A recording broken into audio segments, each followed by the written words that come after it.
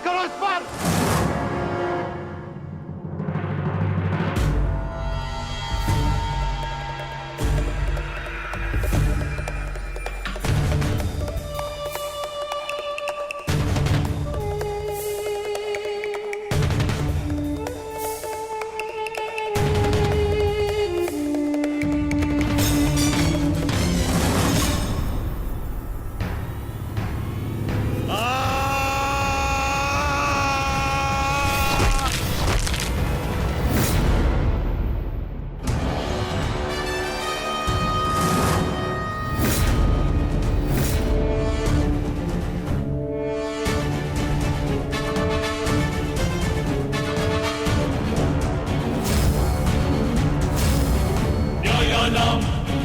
अधिकाराणां प्राप्त्यर्थं साम्राज्यर्थं न्यायानाम् अधिकाराणां प्राप्त्यर्थं साम्राज्यर्थं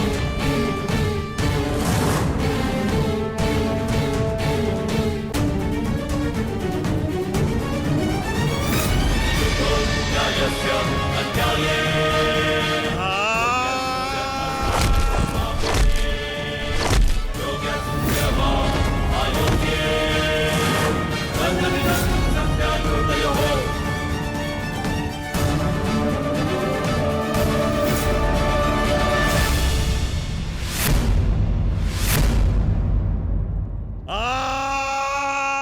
ये हो क्या रहा है?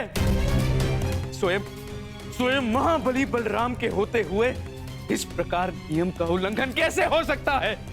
बलराम को कुछ करना होगा। ये छल है बॉस।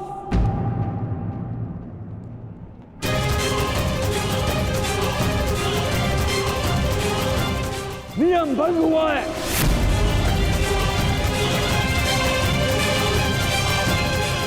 रुक जाइए दाऊ। आपने कहा था कि जो नियम भंग करके विजय प्राप्त करेगा तो आप उसे दंड देंगे, किंतु अभी जय विजय का निर्णय नहीं हुआ है दाऊ। आप भीम को अभी दंडित नहीं कर सकते।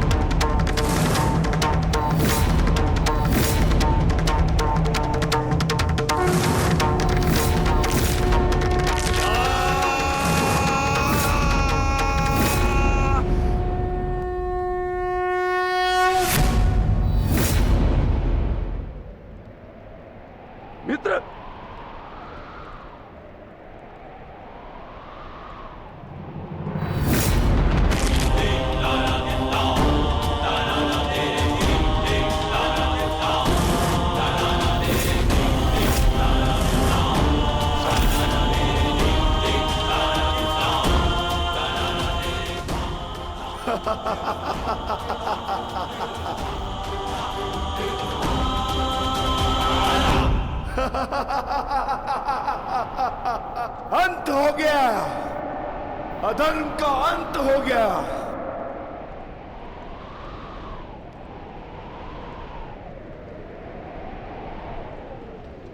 ज्येष्ठ, पांचाली से कहना मैंने अपनी प्रतिज्ञा पूर्ण कर ली।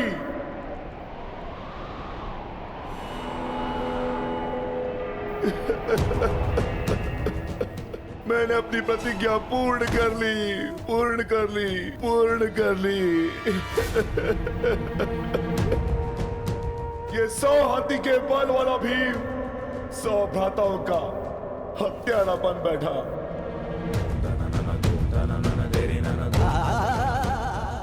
आज ये देवपुत्र अपने भ्राताओं का रक्त पीने वाला राक्षस बन बैठा।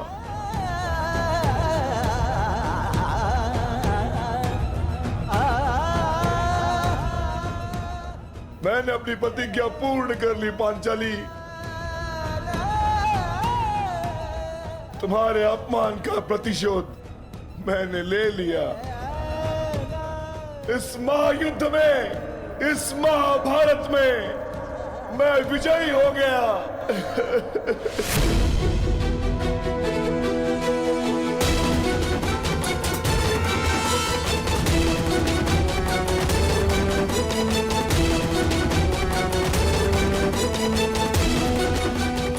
इस महायुद्ध में, इस महाभारत में मैं विजयी हो गया।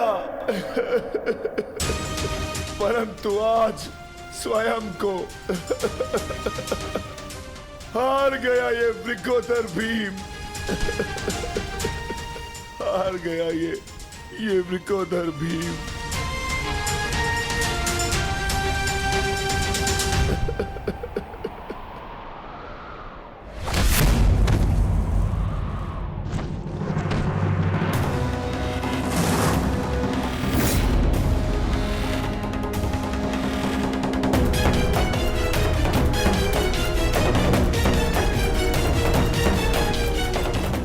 मैंने कहा था ना भीम, यदि किसी ने नियम तोड़कर विजय पाई तो मैं स्वयं उसके प्राण हर लूंगा।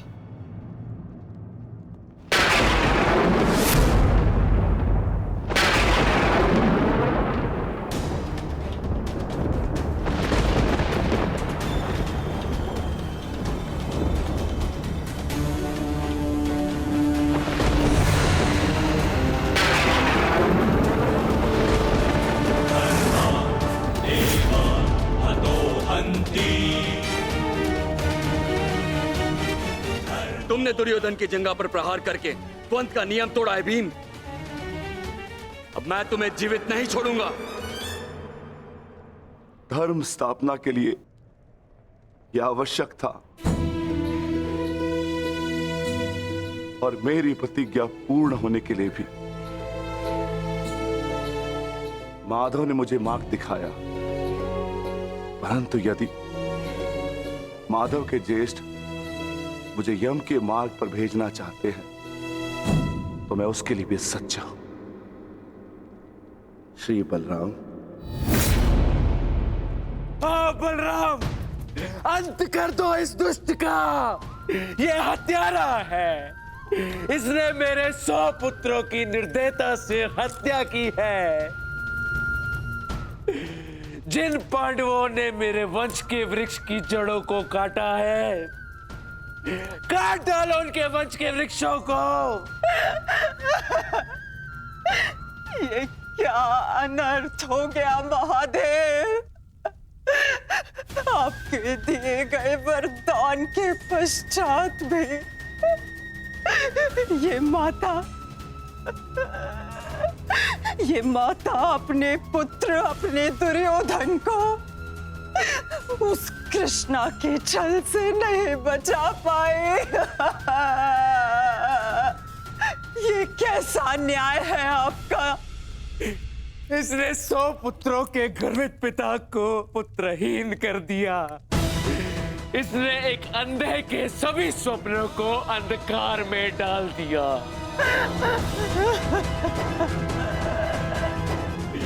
अंत कर दो इसका, मार डालो इसको अंदर।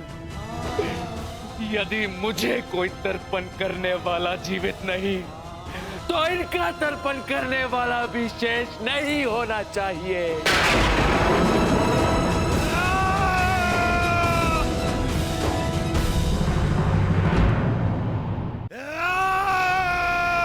एक क्षण रुक जाइए दाऊ।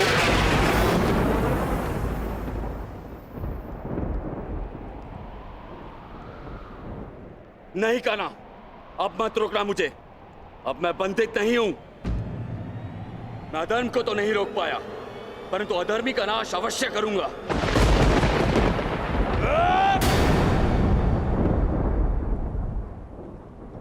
किंतु अधर्म कहां हुआ है दाऊ?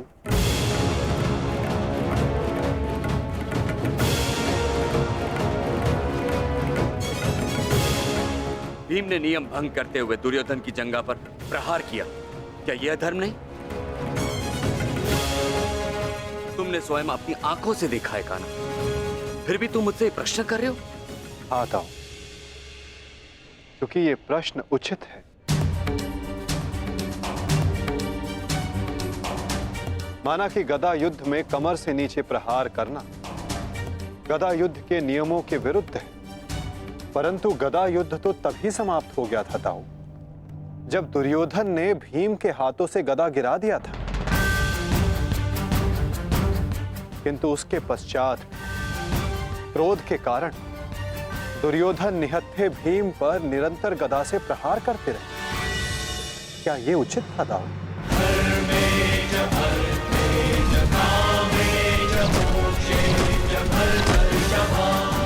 नियम तो दुर्योधन ने तोड़ा था, विकोदर भीम ने तो केवल आत्मरक्षा का प्रयास किया था, जिसके कारण विकोदर को विवश होकर दुर्योधन की जंघा पर प्रहार करना पड़ा।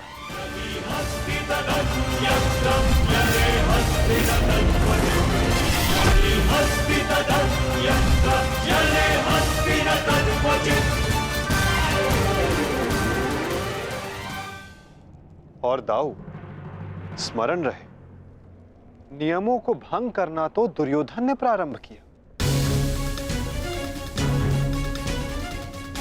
दाऊ, जब दो योद्धा आपस में युद्ध करते हैं तो वो एक दूसरे को उकसाते हैं, किंतु किसी की कुल वधू का मान मध्य में लाना और उसका अपमान करना क्षमा योग्य नहीं होता है दाऊ। आप क्या चाहते थे दाऊ?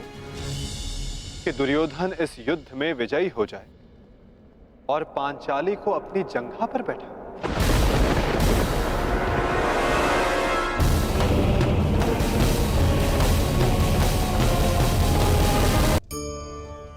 कभी आप ब्रह्म मुहूर्त में जगे हैं? जगकर देखिए, संध्या होने के पश्चात जब रात्रि का अंधकार सारे संसार को धीरे धीरे अपने अंधकार में निगलने लगता है, तो यही अंधकार ब्रह्म मुहूर्त में भोर होने से ठीक पूर्व तनिक अधिक काला हो जाता है। कुछ समझे? हमारा जीवन भी कुछ ऐसा ही होता है।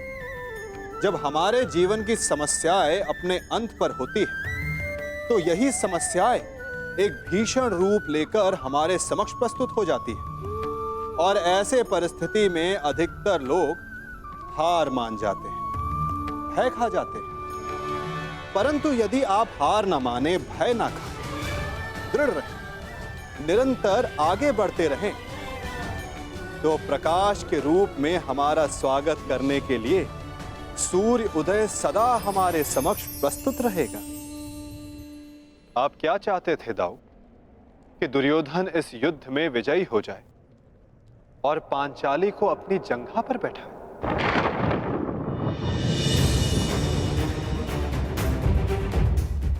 क्या ये नियम होता? क्या ये धर्म होता दाऊ?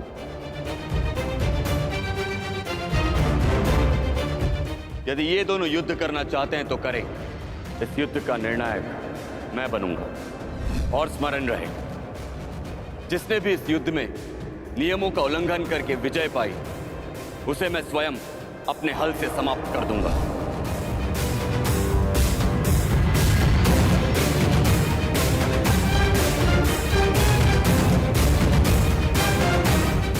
जो हुआ था वही नियति थी और वही धर्म के हित में की गई नीति था। और यदि फिर भी आपको ऐसा लगता है कि इस द्वंद में आपके समक्ष अधर्म हुआ है, तो उस सारे अधर्म की जड़ मैं होता हूं।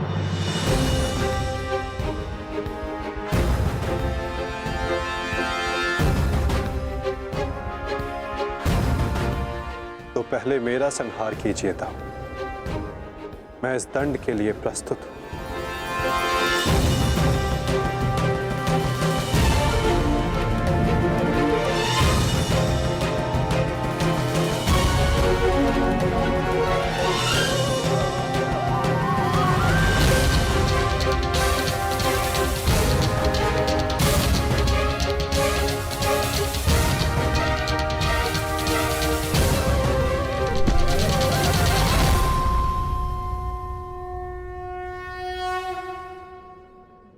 तुमने मुझे निरुत्तर कर दिया कान्हा।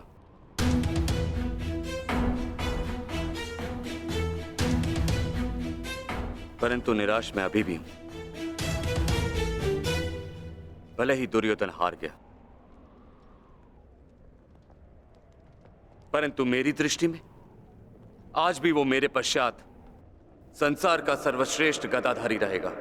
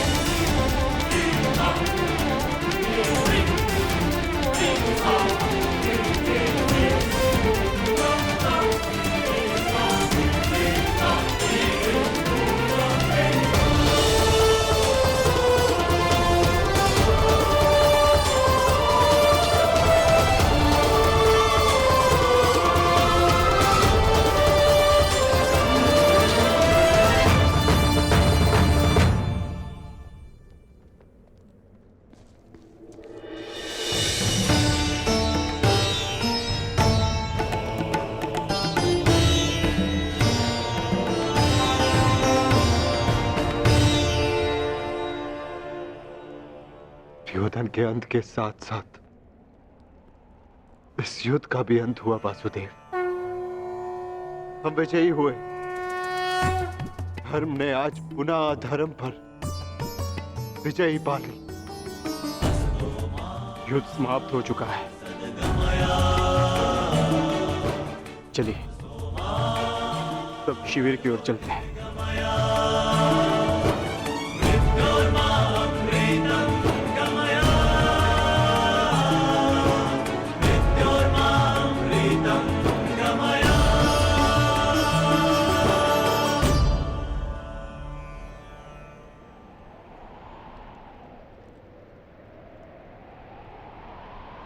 युद्ध अभी शेष है धर्मराज।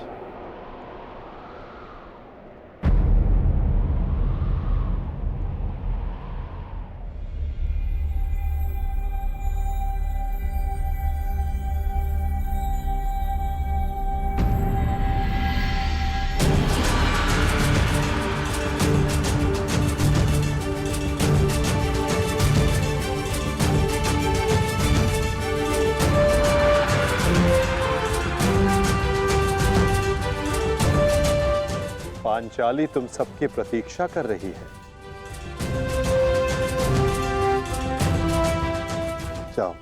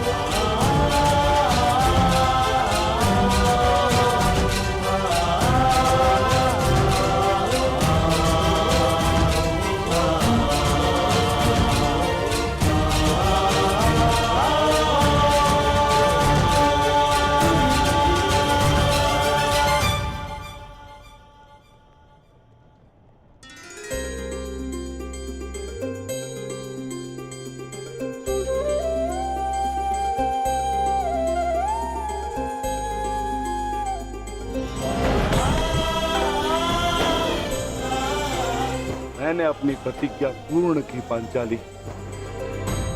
वचन के अनुसार मैंने 100 कौरवों का वध कर दिया।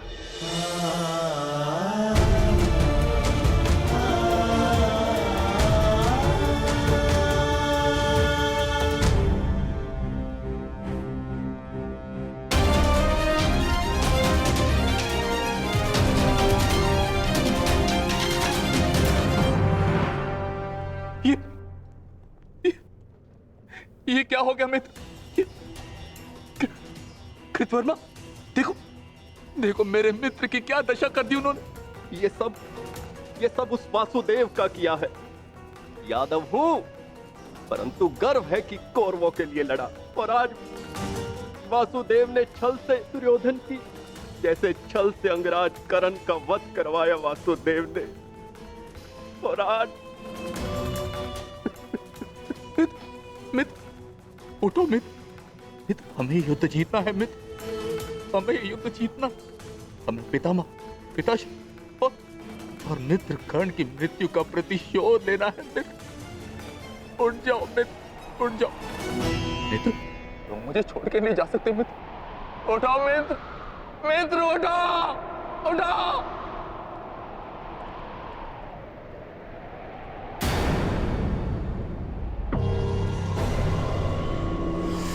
नहीं अश्वत्थामा,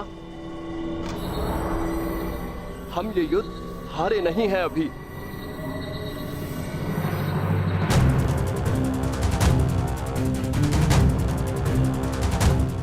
मित्र, मित्र तुम जीवित हो मित्र। साथ ही युद्ध अभिशेष है मित्र। हमें युद्ध जीतना है मित्र, हमें युद्ध जीतना है। उठो उठो मित्र, उठो, हमें युद्ध समाप्त करना है मित्र। उठो, हम ये युद्ध जीतेंगे मित्र। उठो मित्र। नहीं अश्वत्थामा, मैं हिल भी नहीं सकता। मेरा पूरा शरीर निष्क्रिय हो गया है। नहीं मित्र, मित्र ऐसा मत कहो मित्र, तुम सब कुछ कर सकते हो मित्र।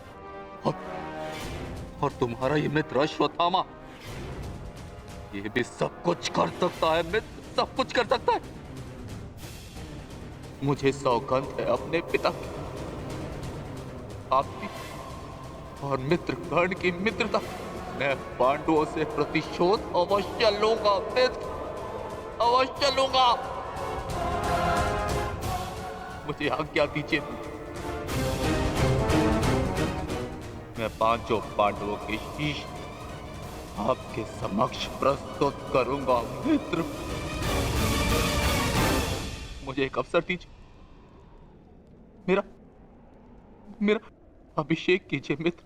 अब मैं ही आपकी सेना और मैं ही आपका सेनापति मित्र, मैं ही आपका सेनापति।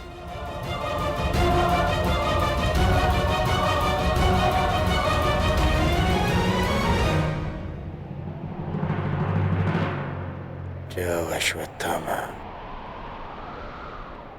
जाओ और मेरा प्रतिशोध लेकर आओ।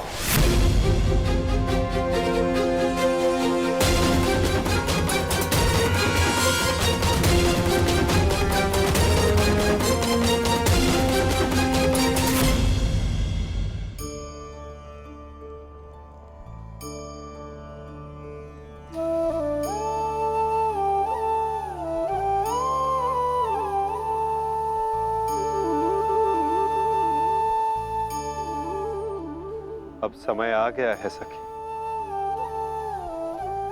तुम्हारे पतियों ने अपनी प्रतिज्ञाएं पूर्ण की।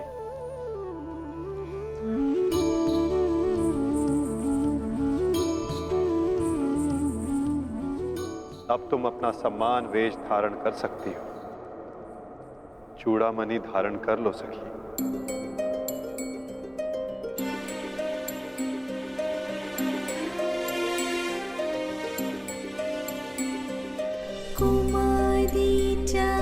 पांचाली वेदी मध्यात् समुत्थिता सुभागा दर्शनीयाङ्गी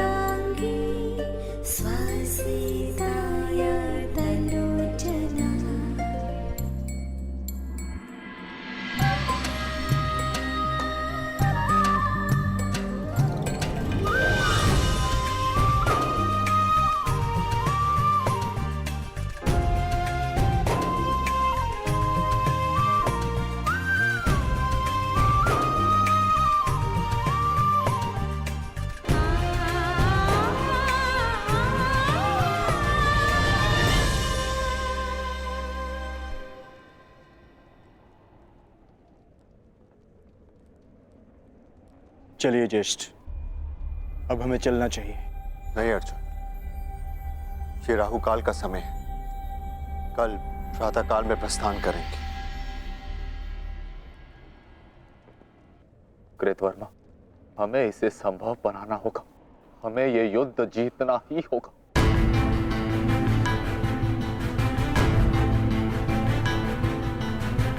मैंने मित्र दुर्योधन को वचन दिया और मैं इसे पूर्ण करके रहूंगा। किंतु योजना क्या है? योजना है मेरे पास।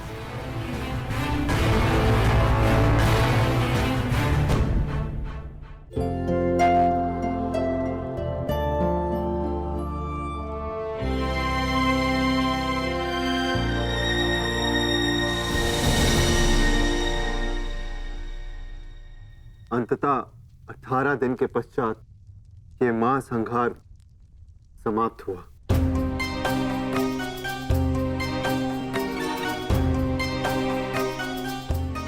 युद्ध भूमि को त्यागने से पूर्व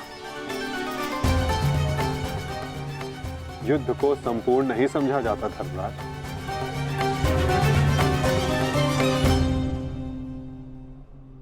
कल प्रातः काल तक प्रतीक्षा कर। क्या पता कि कोई और चुनौती हमारी प्रतीक्षा कर रही हो। आज रात्रि जब वो विश्राम करें तो हम उनका संहार करेंगे। इस प्रकार उल्लू रात्रि में अपने शत्रु का अंत करता है, उसी प्रकार हम भी पांडवों का शिकार करेंगे। पांडवों का स्वागत हस्तिनापुर में नहीं, यमलोक में हो। यमलोक में। यदि कल प्रातः काल तक कोई चुनौती नहीं आती तो ही इस युद्ध को समाप्त समझना धर्मराज। किंतु माधव, अब हमें चुनौती देने के लिए शेष बचा ही कौन है? अश्वत्थामा। क्या हम अनीति पूर्वक पांडवों का वध करेंगे? इस महाभारत में नीति अब शेष ही कहां है?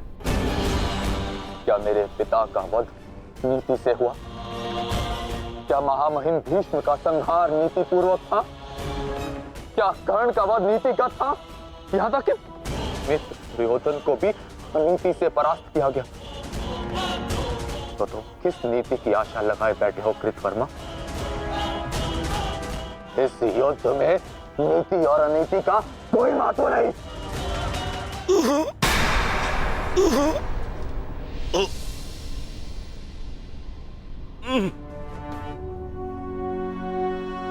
महत्व है तो केवल विजय का। महत्व है तो केवल प्रतिशोध का। विजय पाने का केवल एक ही मार्ग है, आक्रमण। और वो भी तब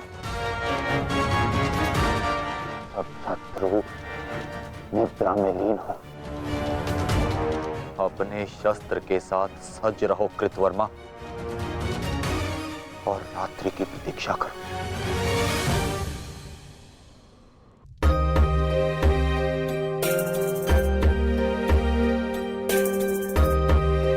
इस युद्ध में तुम सबके योगदान से हम गर्वित हैं पुत्र। इस युद्ध में तुम सबका प्रदर्शन प्रशंसनीय था। युद्ध अब समाप्त हो चुका है और भोजन के पश्चात तुम सबको विश्राम करना चाहिए। पुत्र ही क्यों, उनके पिता भी निश्चित होकर विश्राम करेंगे।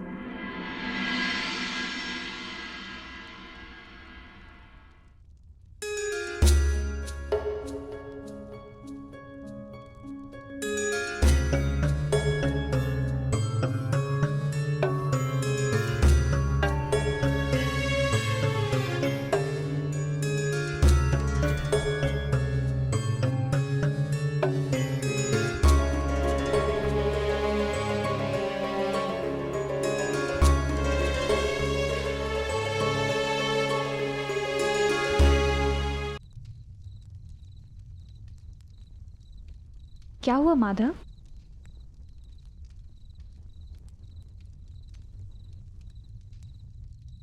एक अग्नि की चिंगारी बुझते बुझते भी कुछ ना कुछ भस्म करने का सामर्थ्य रखती है सखी।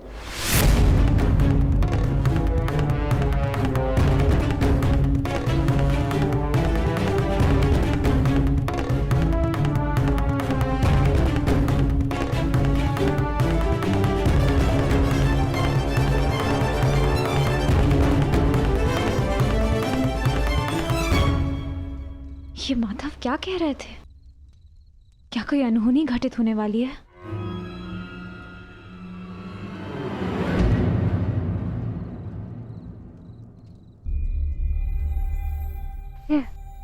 क्या हुआ पांचाली? इतनी विचलित क्यों हो? आर्य, माधव की बातों से ऐसा प्रतीत हो रहा था जैसे ये युद्ध अभी समाप्त नहीं हुआ है। कुछ शेष है जो हमें हानि पहुंचाने के लिए सज्ज है।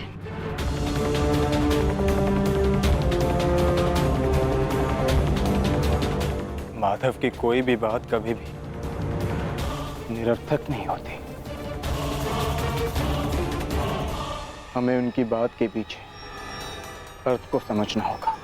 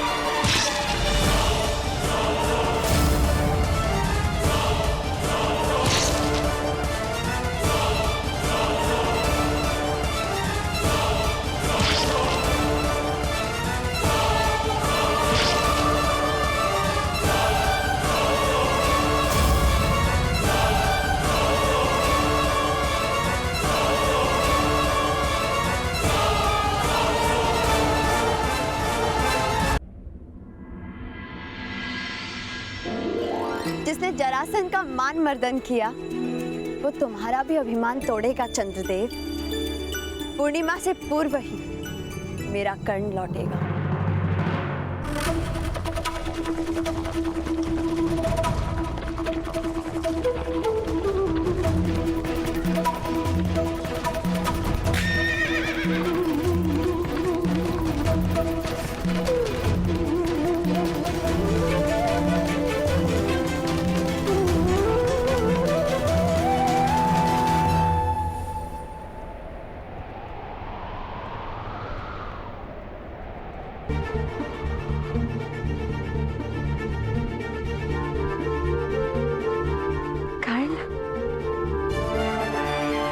तुमने अपना वचन पूर्ण किया कर्ण।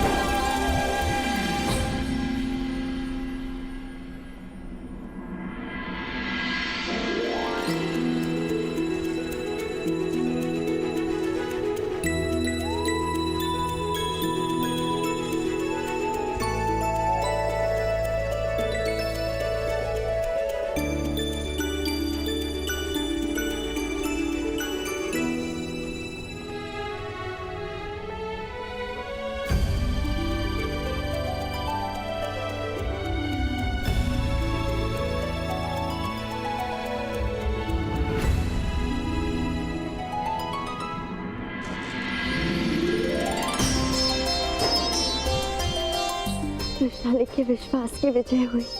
इस विश्वास ने करण को अपना कर्तव्य पूर्ण करने की शक्ति दी। रुशाली,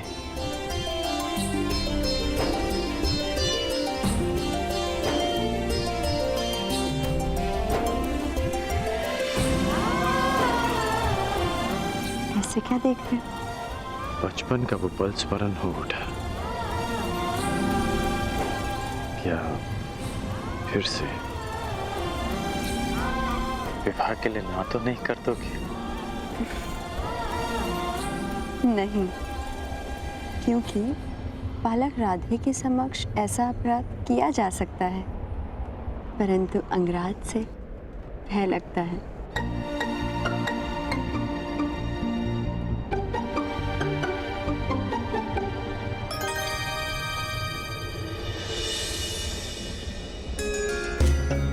प्रणिपात कुमार।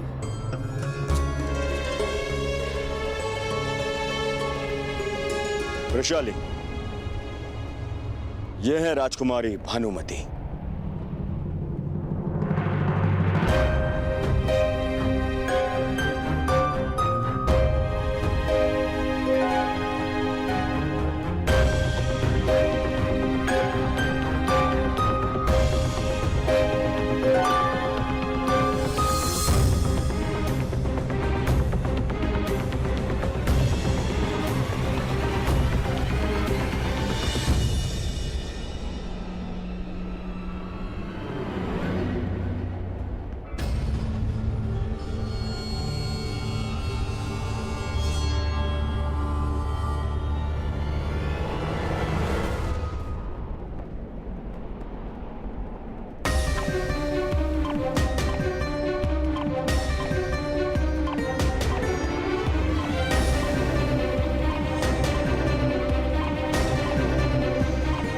क्या हुआ?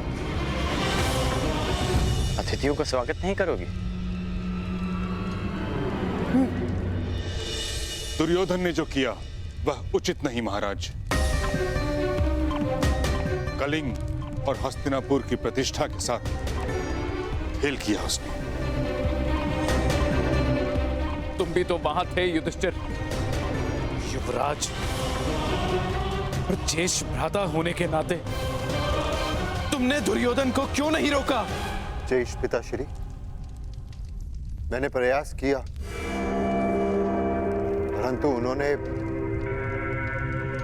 युवराज का अनुरोध ठुकरा दिया और ज्येष्ठ भ्राता होने के नाते भ्राताश्री का यह मानना था कि हस्तिनापुर के दो कुमारों के बीच का संघर्ष हस्तिनापुर को उपहास का पात्र बना देता।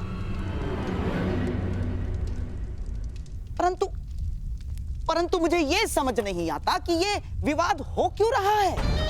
वरण और अपहरण दोनों का संबंध शताब्दियों से चलता आ रहा है, शताब्दियों से। और कई सारे उदाहरण भी हैं जहां वीरों ने कन्याओं का अपहरण करके और विवाह भी किया। स्वयंवर में हरण होते हैं, किंतु वह तभी मान्य होते हैं जब कन्या की सहमति हो। दुर्योधन ने जो किया उससे स्पष्ट है कि भानुमति की सहमति नहीं थी। महामहिम, जिस प्रकार ग्रीष्म के पश्चात वर्षा, वर्षा के पश्चात शीत और शीत के पश्चात पुनः ग्रीष्म आता है, ठीक उसी प्रकार इतिहास भी अपने आप को दोहराता है। महामहिम, आपको स्मरण होगा ना, काशीराज की कन्याएं अंबा, अंबिका, अंबालिका,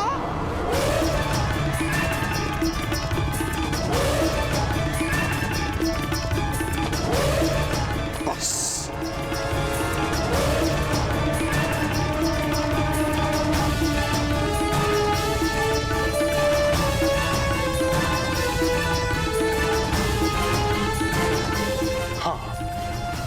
मैंने हरण किया था, इसलिए क्योंकि काशीराज ने हस्तिनापुर के सम्मान को ललकारा था।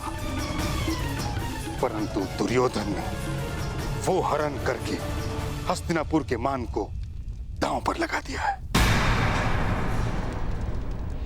जो मैं कभी होने नहीं दूंगा।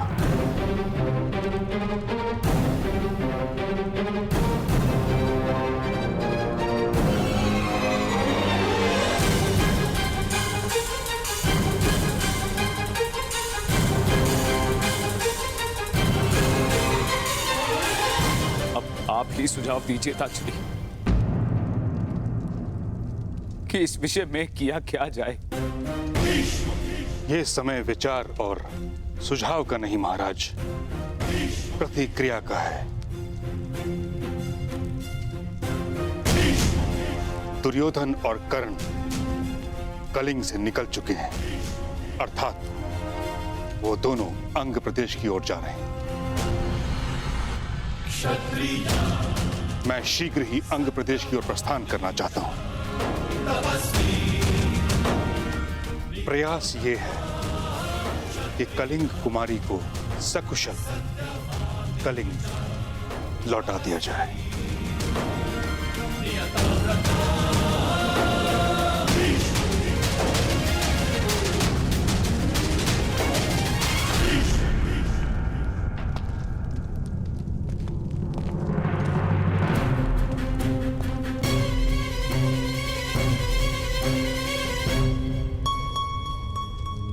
अंग में आपका स्वागत है। प्रणिपात राजकुमारी।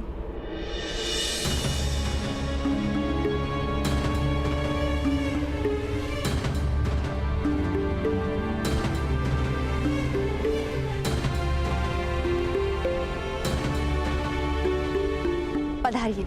पधारिए पधारिए। भाई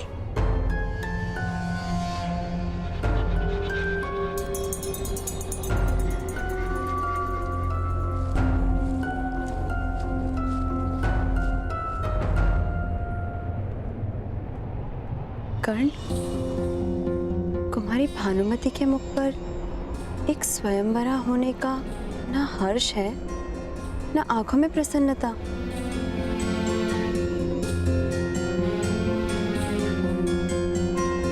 क्योंकि वो स्वयंवरा नहीं है रोशानी। कुमार दुर्योधन उन्हें स्वयंवर से हरण कर लाए हैं।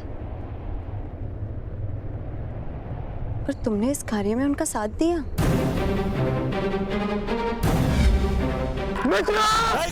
तुम मेरी चिंता छोड़, भानुमति को रोको।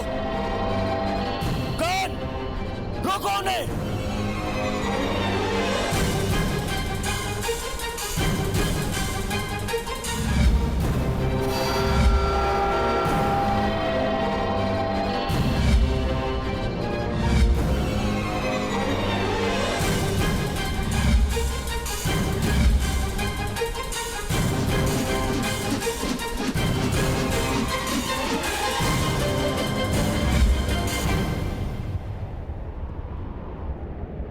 मैं केवल अपना कर्तव्य निभा रहा था रोशाली। मेरा कर्तव्य है अपने मित्र की रक्षा करना और उन्हें दिए वचन को पूर्ण करना। और दूसरी कन्या? वो कुमारी भानुमति की सखी है। उसने उन्हें रोकने का प्रयास किया, विवश होकर उन्हें भी साथ लाना पड़ा। कर्ण, स्त्री की हाय में बहुत बल होता है। यदि कुमारी का भविष्य बिगड़ा तो विशाल, कुमार दुर्योधन का उद्देश्य है हमारी भानुमति से विवाह करना, जो वो अवश्य करेंगे। ठीक है, इतनी लंबी यात्रा से आए हैं, मैं इन्हें भोजन करा देती हूँ। स्त्री हूँ, इसीलिए कदाचित अपने मन की बात मुझे बता सके।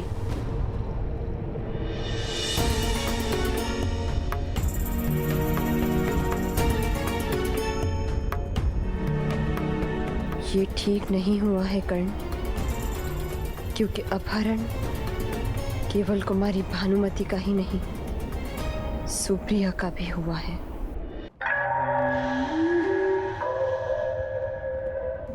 अंग प्रदेश जाने की जितनी शीघ्रता आपको है, उससे कई अधिक शीघ्रता शकुनी को है, गंगा पुत्र शकुनी को। शकुनी समझता है यातायात का सर्वश्रेष्ठ साधन थल मार्ग नहीं, गगन मार्ग है, वायु मार्ग है, वायु मार्ग। जाओ जाओ मेरे प्रिय, अंग देश जाकर मेरे होने वाले सम्राट को संदेश दे दो। जाओ जाओ।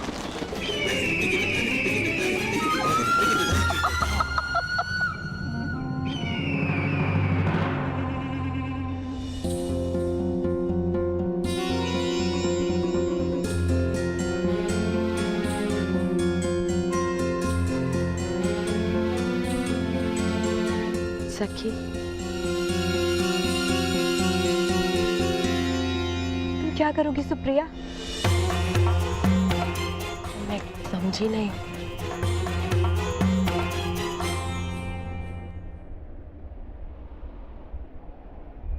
बनो मत, तुम भली भांति जानती हो मैं क्या पूछ रही हूँ। हरण तुम्हारा भी हुआ है,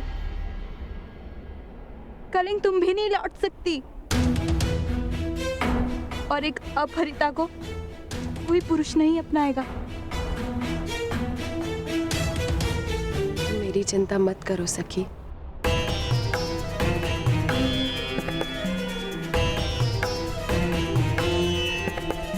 मैं तो कहीं भी चली जाऊंगी। नहीं,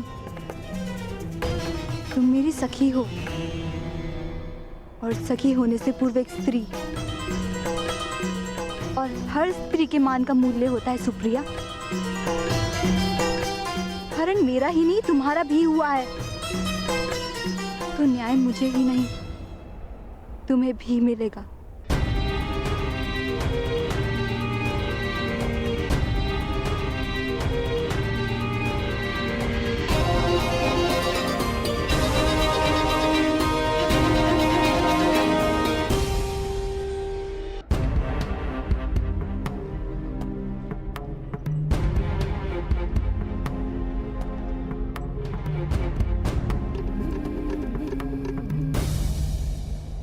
सब शुभ हो रहा है वैशाली। देखो कौन आया।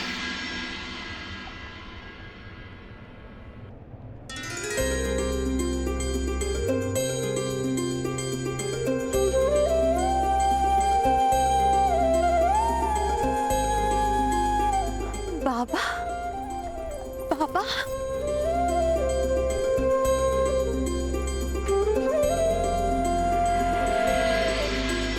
अपनी पुत्री पर विश्वास करके भी उसे नाप ना पाना, ये मेरे आत्मविश्वास का खोट था। इसीलिए मैं लौटकर आया हूं। जब तक मनुष्य निर्धन नहीं होता, उसे मुद्रा का मोल समझ नहीं आता। जब तुमने भुगत ग्राम छोड़ा, तो तुम्हारा मोल समझ में आया वैशाली। अपने बूढ़े पिता को क्षमा कर दो। तेरा कन्यादान कर सकने का अधिकार मुझे दान में दे दे पुत्री।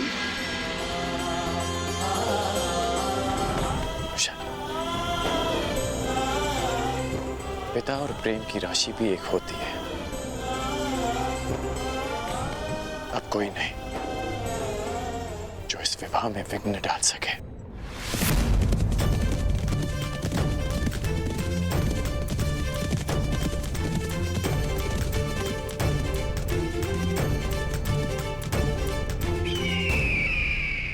ये तो मामाश्री का पालतू पक्षी है।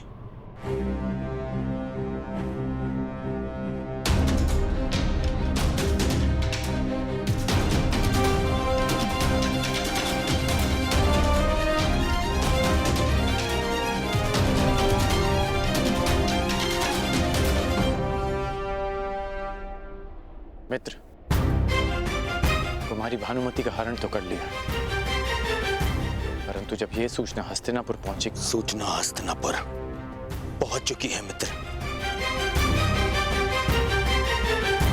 दामा भीष्म यहाँ आने के लिए निकल भी चुके हैं।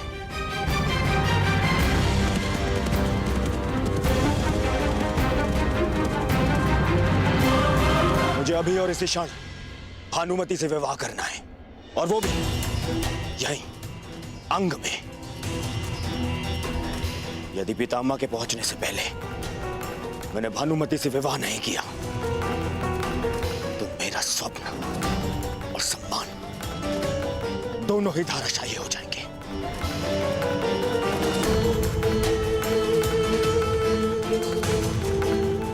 परंतु मित्र, तुम्हारी भानुमति, क्या वो इस विवाह के लिए अपनी स्वीकृति देंगी? यदि स्वीकृति होती तो मैं उसका हरण ही क्यों करता। मुझे भानुमति से शीघ्र ही विवाह करना है। अब तुम बताओ मित्र, क्या तुम मेरे साथ हो या नहीं?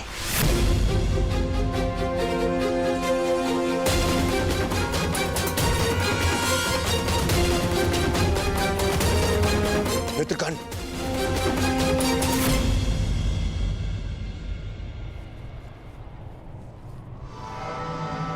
कुमारी, तुम अपने स्थान पे नहीं थी। कहां गई थी तुम? कहां जाती कुमार, और किसके पास जाती? जिस प्रकार वृक्ष से टूटा फल पुनः अपनी ढाल पर नहीं लग सकता, उसी प्रकार एक अपहृता कन्या अपने पिता के घर वापस नहीं लौट सकती। और उनके अतिरिक्त कहां जाती? एक और अंबा बन जाती और हर एक योद्धा से अपने अपमान का, अपने तिरस्कार का प्रतिकार मांगती। ये संभव नहीं, ये संभव नहीं है कुमार। अर्थात तुम इस विवाह के लिए प्रस्तुत हो?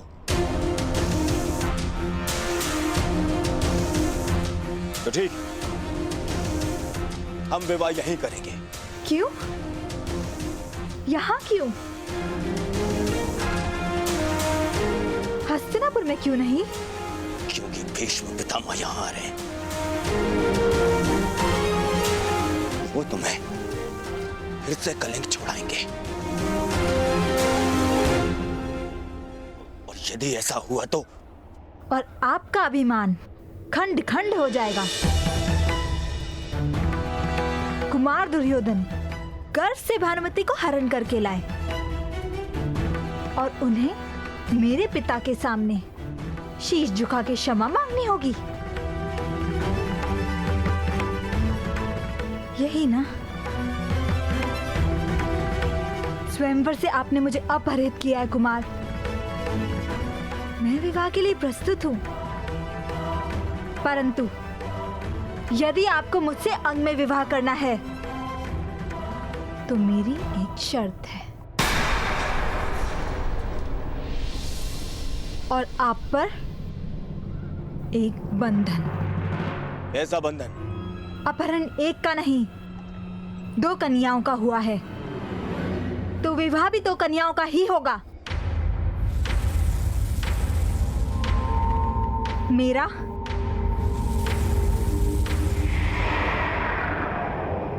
और सुप्रिया का।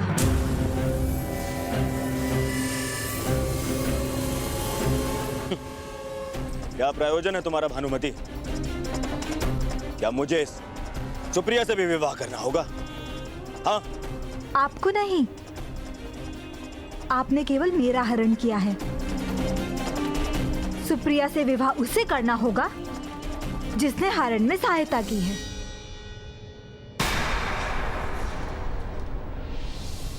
अंगराज कर्ण को।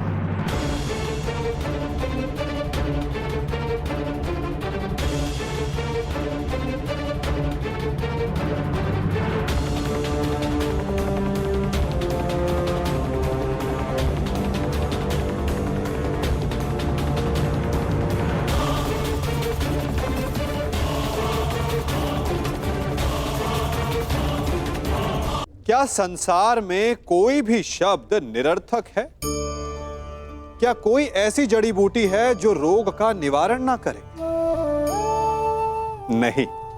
ठीक इसी प्रकार इस संसार में कुछ भी अयोग्य या निरर्थक नहीं होता। हर एक प्राणी, हर एक वस्तु, हर एक घटना का एक महत्व होता है, एक आवश्यकता होती है। परंतु बड़ा वो निरीक्षक होता है जो उन्हें पहचानता है। जैसे कि एक ज्ञानी शब्दों की शक्ति को पहचानता है, जैसे कि एक वैद्य किसी बूटी में छिपे उसके गुणों को पहचानता है, जैसे कि एक जौहरी कोयले में छिपे हीरो को पहचानता है। इन सब बातों का सत्व यह है कि यदि आपको श्रेष्ठ होना है तो कमियां देखना छोड़िए और गुण और विशेषताएं देखिए। आपका जीवन सफल और सरल हो जाएगा।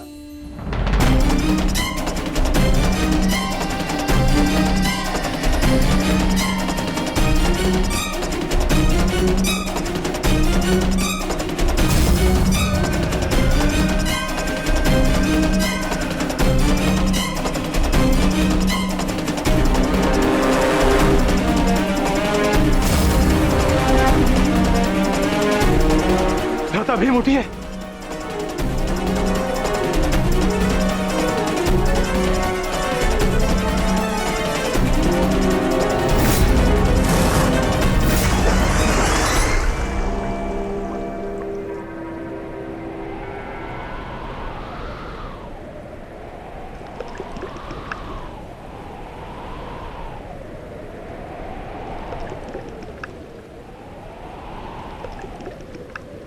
उठिए भ्राता भीम, उठिए भ्राता भीम, उठिए भ्राता भीम।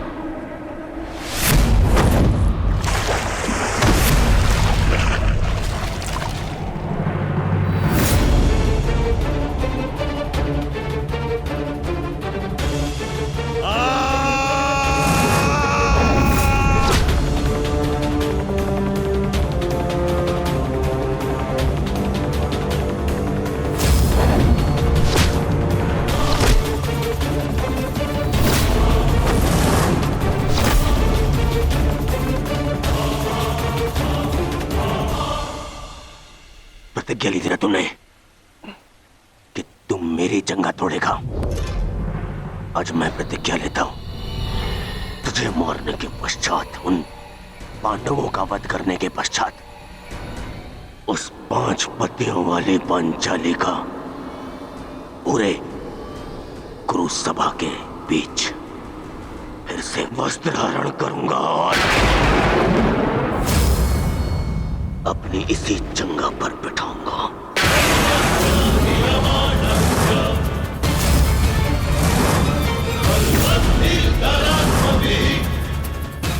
ये श्रद्धांजलि है मेरे 99 भाइयों के लिए।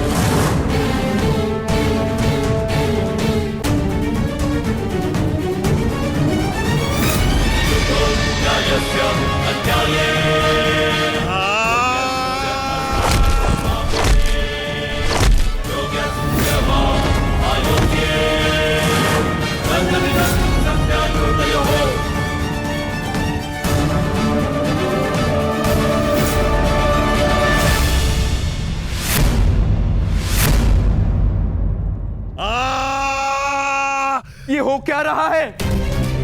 स्वयं महाबली बलराम के होते हुए इस प्रकार नियम का उल्लंघन कैसे हो सकता है? बलराम को कुछ करना होगा। ये छल है बॉस।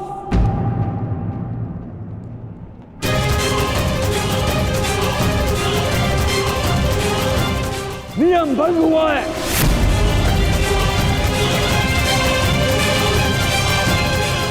रुक जाइए दाऊ। आपने कहा था कि जो नियम भंग करके विजय प्राप्त करेगा तो आप उसे दंड देंगे, किंतु अभी जय विजय का निर्णय नहीं हुआ है दाऊ। आप भीम को अभी दंडित नहीं कर सकते।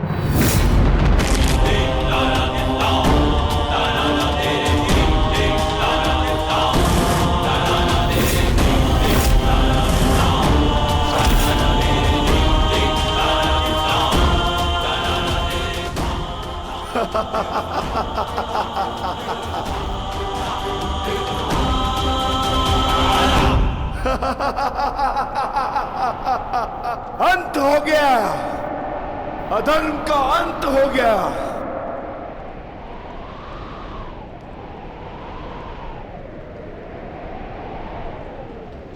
ज्येष्ठ, पांचाली से कहना मैंने अपनी प्रतिज्ञा पूर्ण कर ली।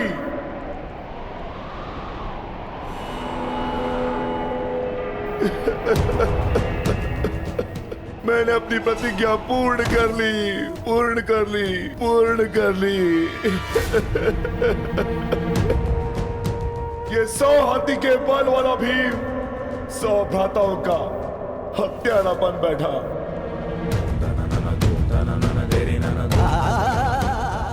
आज ये देवपुत्र अपने भ्राताओं का रक्त पीने वाला राक्षस बन बैठा।